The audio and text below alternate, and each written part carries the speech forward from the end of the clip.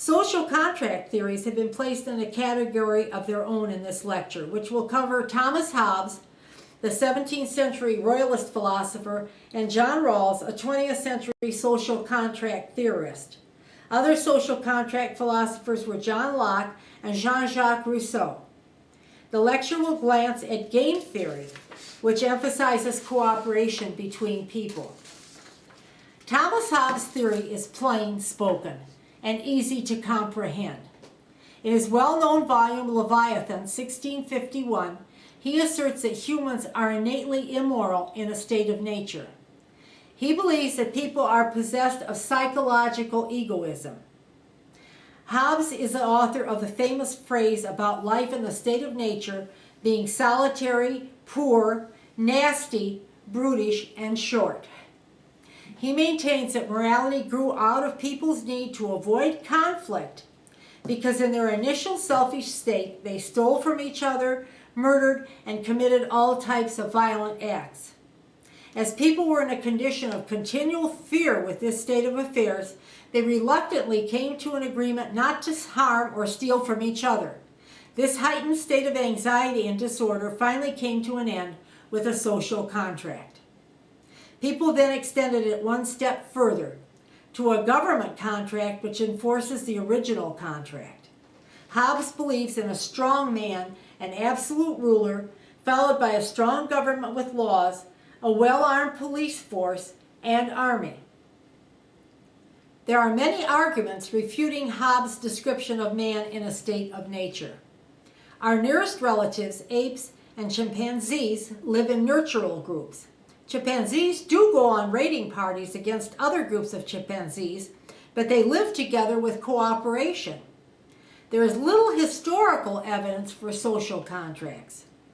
Critics of Hobbes point out that people risk their lives to save others and give money secretly to charity. Not all human acts are self-serving. Hobbes' theory is flawed, but still important to the history of ethical philosophy. Social contract theory has been reworked by John Rawls. His volume, Theory of Justice, 1971, involves an interesting scenario. He asks his readers to imagine a group of persons coming together to envision a future society for themselves and their children to live in. These people have been chosen because they are all rational, self-interested, and equal in status, education, and otherwise. A veil of ignorance must be enforced among them, which means that each member of the group will not know the prospects of success, financial and social, for any member, including herself, in the future society. They will know nothing about the other participants' present status and ability. The veil of ignorance concept is important because each person will want to ensure his own protection in case he fails. Rawls maintains that the group will ultimately emerge with concepts of both freedom and difference. They will choose freedom to live the way each of them wishes to. Additionally, they will be in favor of toleration of differences between people in the future society. Because of the initial contract, members who fail in the future community will be guaranteed a minimum standard of living. Rawls' justice theory can be applied without a transcendental anchor. Another idea of social cooperation is game theory, which roughly can be described as the prisoner's dilemma. This theory was finalized by Albert J. Tucker, who decided to play the game with prison sentence payoffs and who gave the game its name. Two prisoners are arrested. The police offer each prisoner the same deal, but have separated the two so they don't know what deal each one has been offered. If one testifies against the other, defects, the defector goes free, and the silent one gets 10 years in jail. If both remain silent, each gets 6 months in jail. If each betrays the other, they both get 5 years. This game can also be played with much lower sentences, with the maximum sentence being 1 year. When the game is played over and over, the players generally defect over and over. The so-called rational self-interested choices they make demonstrate that their choices have made them worse off than if they had remained silent or had each chosen to lessen the sentence of the other at the expense of a rather longer term for himself. Had they cooperated, they would have both been better off. This particular game theory, the prisoner's dilemma, demonstrates the benefits of social cooperation and the difficulty of achieving it. Michael Martin, an atheist philosopher and moralist, recommends the ideal observer theory, first described by Roderick Firth. In his book, Atheism, Morality, and Meaning, 2002, Martin discusses what he considers a plausible theory for atheist morality. Ideal observer is a cognitivist theory. Martin sets his universalist theory against the divine command theory, moral relativism, and subjectivism, as well as other ethical theories. The originator of the theory, Firth, states that the ideal observer embodies the following characteristics: omniscience with respects to non-moral facts, omnipercipience, disinterestedness, dispassionateness, consistency, and normalcy. Ethical judgments should be interpreted as statements that a fully informed observer would make. X is good means an ideal observer would approve. An ideal observer is not God. It is also not any real person anywhere. Martin combines ideal observer theory with wide reflective equilibrium, which is the end point of a process during which people first reflect on and revise beliefs about an area of inquiry. John Rawls is an advocate of a form of reflective equilibrium. Simply put, if a person believes the Bible is the source of morality and the Bible tells him that people who work on Sunday should be killed, the person may not feel that the admonition is the correct ethical position. To bring his ideas into equilibrium, he must decide that people who work on Sunday should be killed, or that the Bible is not the source of ethics, or that he should try to protect people who work on Sunday. Martin demonstrates convincingly in his text that secular ethics theories can be equal or superior to theistic ones. Moral relativism is currently a theory which has great appeal to certain segments of contemporary thinkers, although most professional philosophers do not consider it a sound position. Louis Pajman lists three basic ideas concerning relativism, which are: 1, that what is considered morally right and morally wrong varies from culture to culture and society to society. 2, what determines an individual's right to behave in a certain ethical manner depends on the standards of his individual ethical culture. And 3, there aren't any absolute ethical standards of behavior that apply to all people, all the time, and everywhere. A problem with ethical relativism is that it followed logically.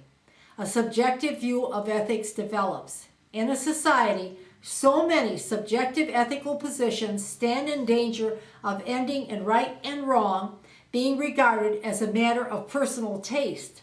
Such a conviction can lead to incoherent thinking and societal chaos. What most ethical relativists embrace is conventional ethical relativism, which allows for the premise that morals are made true by cultural acceptance. While the universal moral position is rejected, the social nature of reality is admitted. The theory of moral relativism is very attractive at first glance, particularly for secular people who have rejected conventional religious deontonic values. But relativism has reached such logical limits of political correctness, especially in some areas of academia, that it has become not right or unethical to criticize any culture outside our own. This is not a coherent course of action. What does one do concerning the practice in North Africa and other areas of the Mideast of removing small girls' external genitalia? Are we unethical in criticizing this practice and absolutely wrong to intervene, even by disapproval? Clyde Kluckhohn believes that there are some common features that can be communicated transculturally. Some of these features include duties of restitution and reciprocity, some regulations on sexual behavior, such as restrictions on pedophilia and incest, obligations of parents to children, a no unnecessary harm principle, and a sense that the good should flourish and the guilty should suffer. These principles seem to be part of our human shared experience and need, especially in a world of scarce resources. A culture can sometimes be confused in its moral perceptions. Another society may be closer to the truth. Ethical relativism as philosophy does not hold up well under scrutiny. The English philosopher George Moore, in his 1903 volume, Principia Ethica, has raised a difficult question called the naturalistic fallacy. It is often confused with Hume's is-ought problem. Moore believed that good is its own unique property. He was certain that, as Michael Martin, the secular philosopher, explains, the sphere of ethics must define itself by reference to such a state of affairs, the simple, unanalyzable, and indefinable property of good. The ethical theories that we have looked at in this lecture are based on what their proponents considered reason. David Hume, the 18th century skeptical philosopher, asserted that morality cannot be judged through the senses. He stated, "I shall endeavor to prove first that reason alone can never be a motive to any action of the will, and secondly, that it can never oppose passion in the direction of the will." Hume is also famous for locating the is-ought problem in ethics. We do not have time to adequately treat this important and still debated difficulty. Hume simply states that he notes that when he begins to read ethical or moral philosophy, he finds after a time that the text has moved from a descriptive one to a prescriptive one. How to avoid prescription rather than description is a matter still under question. This lecture's glances at moral theories considered in contemporary thought makes clear that the choices for secular ethics are abundant. The future for secular thinking is filled with potential as neuroscience advances in learning how our minds work and what might be the most rational solutions for our society. It is an open question if science will ultimately help us develop viable moral systems. Michael Gazzaniga believes that responsibility develops in interaction with other people. So this will not be a scientific question, perhaps ultimately. For many secular people, it appears that morality based on conventional religious thinking is bankrupt. Some secular persons find that it can be corrupt, cruel, and/or irrational. It would seem that developing a humane, sensible, and viable secular ethics is very difficult, but that people and communities might be more just, happier, and flourishing with the end result.